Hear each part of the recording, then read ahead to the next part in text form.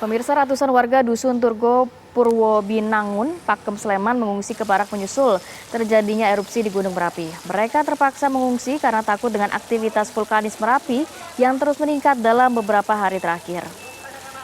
Ya, ratusan warga yang bermukim di sekitar Gunung Merapi pada Rabu sore ini diungsikan ke barak Purwobinangun, Pakem, Sleman. Mereka diangkut dengan 3 truk milik BPBD, Satpol PP, dan polisi. Petugas terpaksa mengungsikan warga menyusul terjadinya rentetan erupsi sepanjang hari Rabu. Total ada 150 warga yang mengungsi mulai dari orang tua, lansia, anak-anak, wanita hingga orang dewasa. BPBD Sleman juga akan membuka dapur umum dan posko kesehatan di lokasi pengungsian untuk menjamin logistik pengungsi.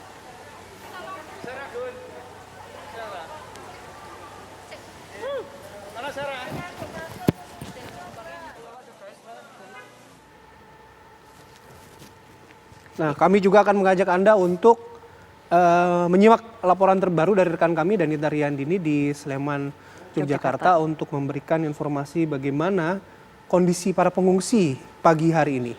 Danita.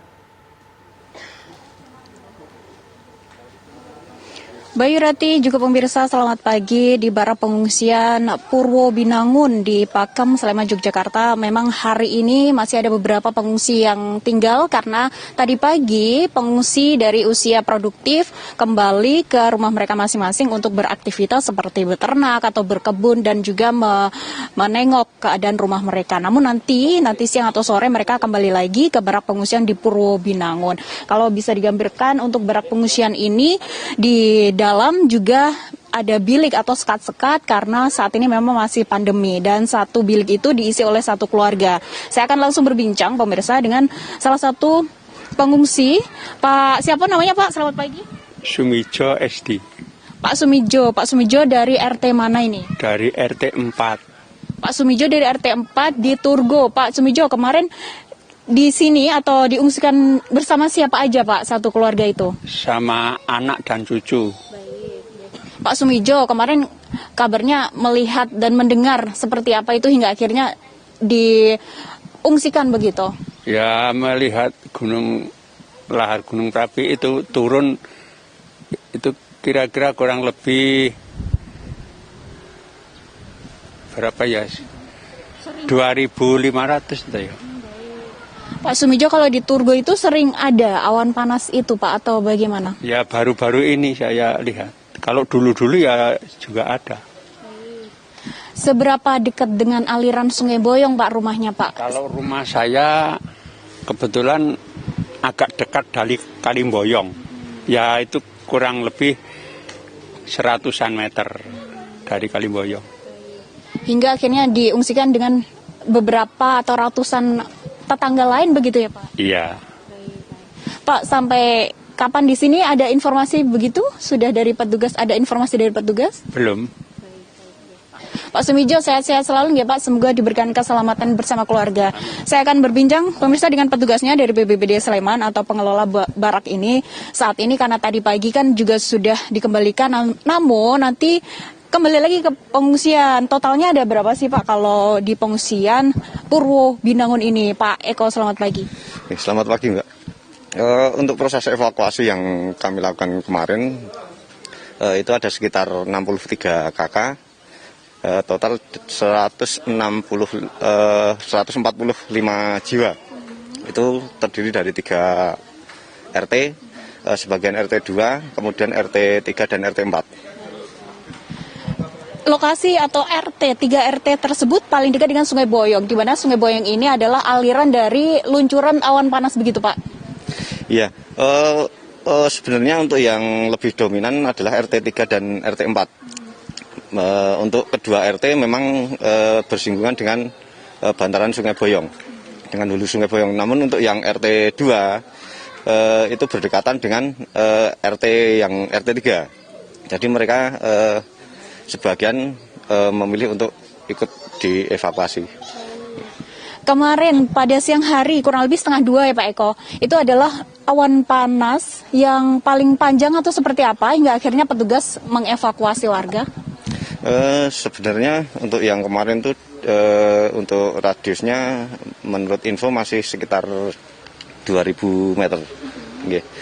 Namun inisiatif dari pihak BPBD dan juga pemerintah desa kita lakukan untuk evakuasi warga yang berada di bantaran Sungai Boyong. Sementara di barak pengungsian Purwo Binangun ini Pak, jaraknya dari puncak berapa nih? Untuk jarak dari Puncak Merapi, Barak Purwo Binangun sekitar 13 kilo. Nggih.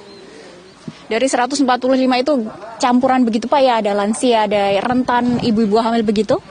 Ya, untuk saat ini memang yang turun kebanyakan hanya ibu-ibu dan juga kelompok rentan. Kalau untuk yang bapak dan pemuda sebagian masih berada di atas untuk berjaga. Total ada berapa warga Pak yang di sana yang masih bertahan dan dari 145 yang diungsikan tersebut? Kalau sebenarnya Padukuhan Torgo yang berada di atas itu terdiri dari 4 RT. Namun untuk RT 1 itu lokasinya jauh dari bantaran sungai. Untuk RT 1 itu sementara masih bertahan di atas. Kemudian untuk yang RT 234 itu total keseluruhan ada sekitar 300 jiwa. Namun yang diungsikan hanya sekitar 145 itu khusus yang kelompok rentan, ibu-ibu dan anak-anak. Untuk kebutuhan logistik dan sebagainya di sini seperti apa nih Pak? Ya, untuk kebutuhan logistik untuk sementara kita untuk kebutuhan makan siang dan lain sebagainya kita di backup dari Tagana Sleman dan juga dari Dinas Sosial yang berkompeten di bidangnya. Pak Eko, terima kasih atas informasinya. Di barak pengungsian Purwo Binangun ini kurang lebih ada 56 bilik. Mereka dibatasi oleh sekat-sekat dan dihuni atau ditinggali oleh keluarga. Satu keluarga berada pada satu bilik begitu, sesuai dengan rekomendasi karena saat ini masih dalam masa pandemi. Dan kurang lebih jaraknya lebih dari 10 km sehingga aman dari puncak Gunung Merapi karena untuk Turgo sendiri masih dalam radius kurang lebih 6,5 informasi dari BPBD Kabupaten Sleman sehingga mereka diungsikan lokasi rumah mereka dekat dengan Sungai Boyong dan Sungai Boyong ini merupakan aliran dari luncuran awan panas sehingga demi keselamatan mereka direkomendasikan untuk diungsikan di barak pengungsian Purwo Binangun ini. Saya kembalikan ke Anda Kamarati dan juga Bayu.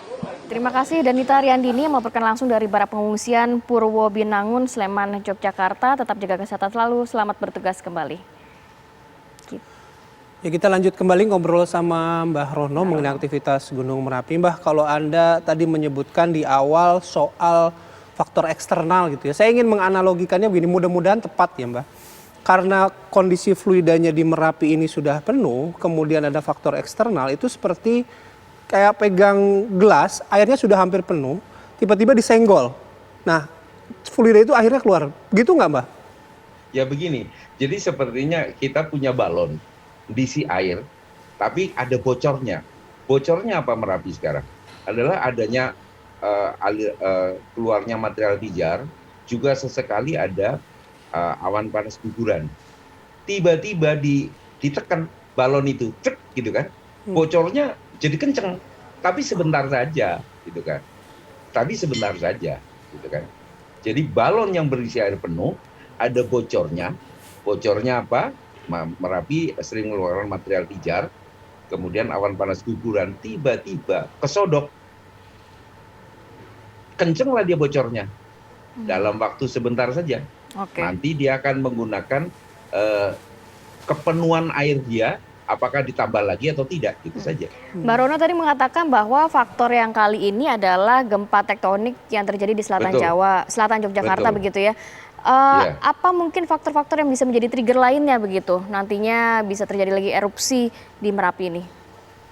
Jadi yang kemungkinan terjadi erupsi bila ya kan jika dan hanya jika ada penambahan magma ya kan yang menuju ke permukaan.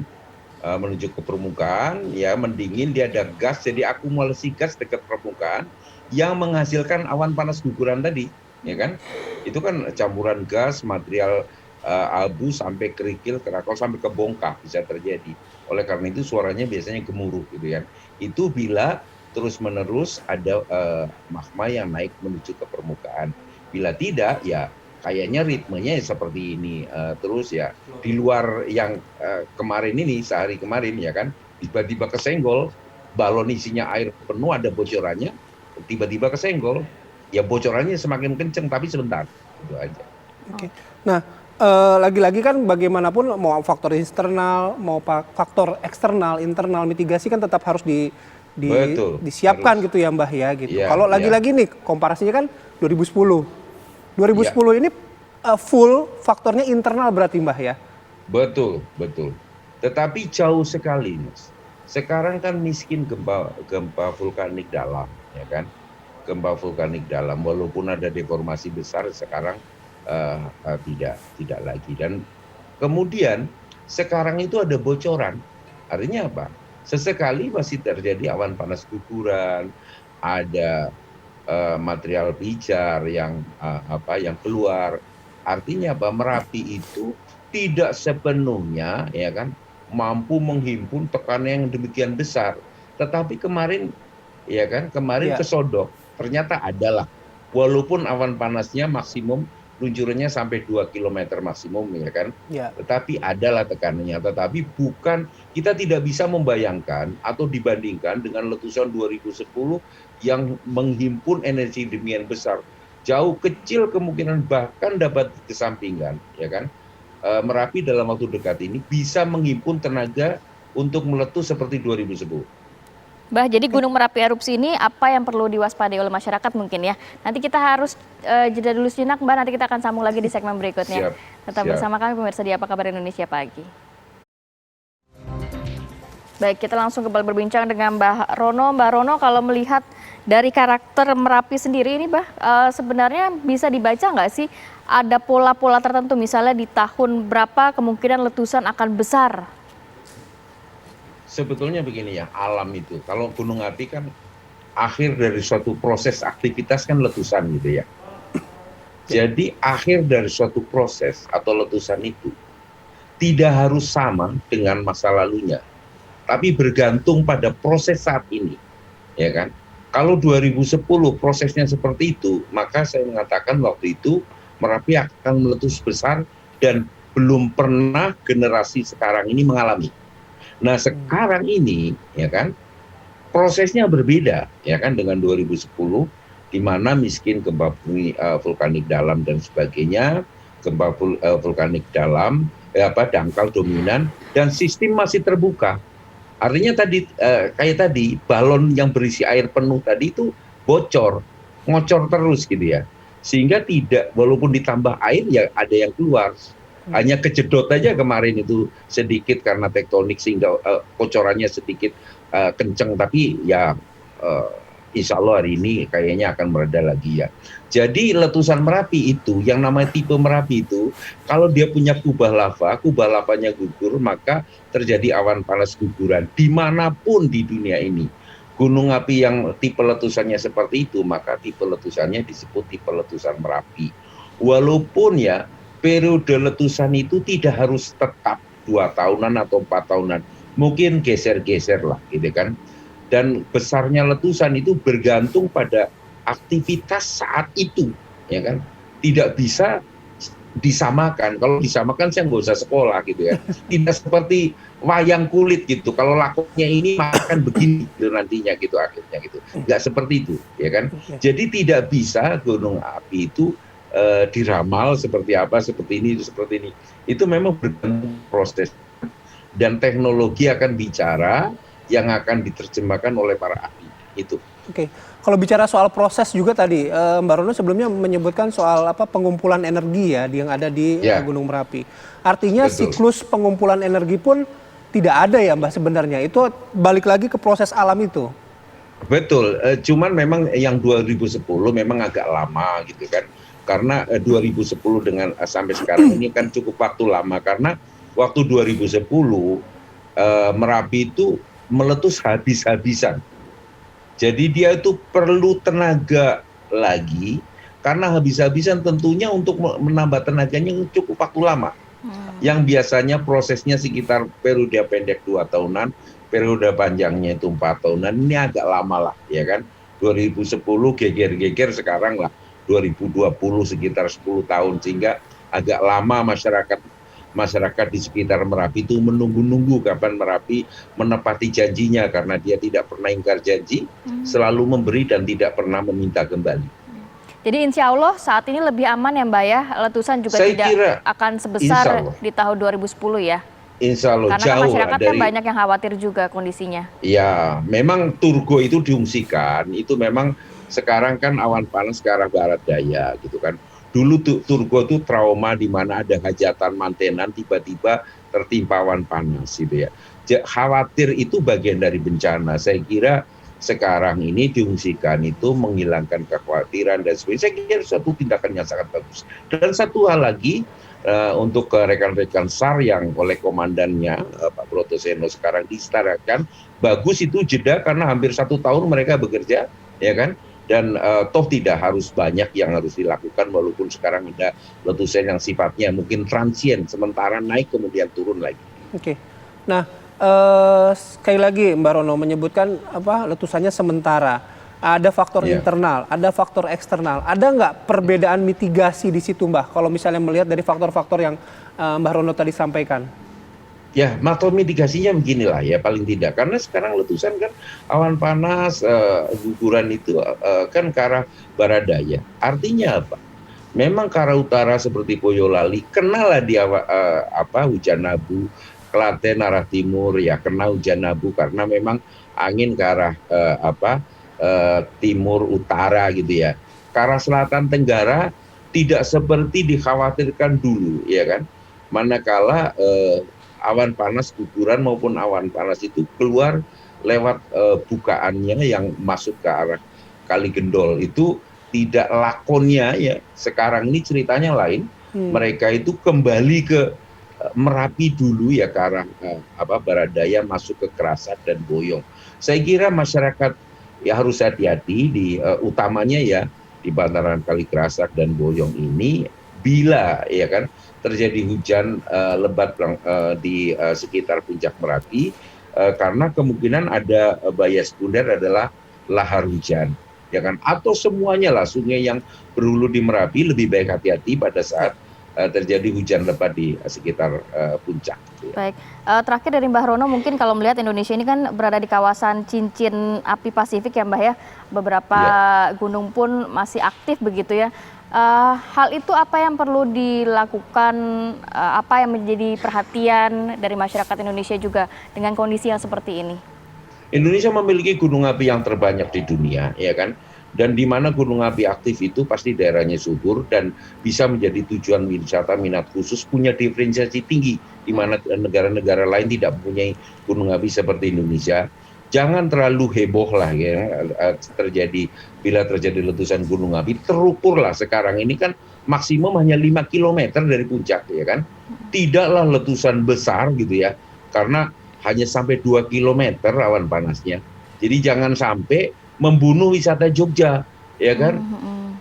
Merapi itu jujur, ya kan? Mari kita beritakan sejujur Merapi, ya kan? Jangan sampai, ya kan, orang yang mau ke Jogja wisata, wah letusannya besar, enggak. Jogja aman, silakan. Ada datang ke sana. Kalau tidak ada COVID ya, karena memang ini sekarang ada PSBB ya, mohon maaf. Kalau misalnya anaknya sekolah di Jogja aman. Tidak perlu khawatir, itu hanya 2 km kok, dan radius bahayanya cuma 5 km dari puncak. Jadi kota Jogja aman dari letusan Merapi, tidak aman mungkin dari COVID gitu loh. Jadi waspada boleh, tapi jangan terlalu khawatir berlebihan begitu panik, ya? Kan? Jangan berlebihan. Itu saja. Baik. Ya kan? Terima kasih Mbak Rono atas ngobrol-ngobrolnya pagi hari ini. Mudah-mudahan apa yang kita dapatkan pagi hari ini juga menjadi informasi jujur ya pada pemirsa, sehingga bisa tetap menerapkan kewaspadaan tanpa paranoid gitu tadi kalau kata Mbak Rono. Iya, selamat pagi, selamat bertugas. Baik. Assalamualaikum Mbak Rono. Mas Bayu, Mbak Rati. Baik. Sukses selalu dan para pemirsa TV One yang saya hormati. Baik, Assalamualaikum Mbak. Waalaikumsalam. Dari wilayah Yogyakarta kita akan ajak pemirsa nanti ke wilayah Jawa Timur, di mana ternyata selama pandemi COVID-19 ini angka pernikahan dini meningkat sampai dengan 9 ribuan begitu ya Mbak ya? Ada apa ya kira-kira ya? Apa fenomena ini yang menyebabkannya? Kami akan hadirkan perbincangannya sesaat lagi di Apa Kabar Indonesia Pagi.